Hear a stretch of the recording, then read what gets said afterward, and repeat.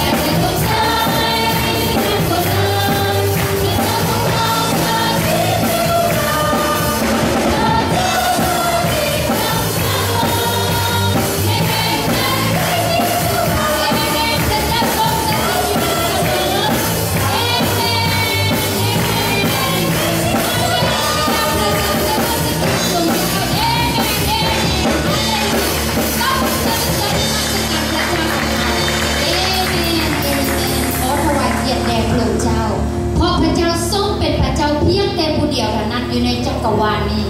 คือพระเจ้าผู้ที่เป็นพระเจ้าแห่งการไถ่ให้รอดพ้นและมีเพียงแต่น้ำซื่อเดียวเท่านั้นคือน้ำซื่อเยซูคริสต์เจ้าที่ให้มวลมนุษย์ทั้งหลายได้รอดพ้นจากความผิดบาปพระเจ้าผู้ลูกขอนมัสการสรรเสริญพระองค์เพราะพระองค์ทรงเป็นพระเจ้าและเป็นพระเจ้าผู้เคยเปลี่ยนแปลงฟ้าและดินจะล่วงพ้นไปและถ้อยคำของพระองค์นั้นจะบ่ล่วงพ้นไปเสียจักเถื่อพระเจ้าในถ้อยคำของพระองค์ทรงกล่าวไว้จากพระธรรมปฏิบิณบทที่1ข้อที่7ข้อที่8ได้กล่าวว่าเบิ่งแม่พระองค์จะเสด็จม้า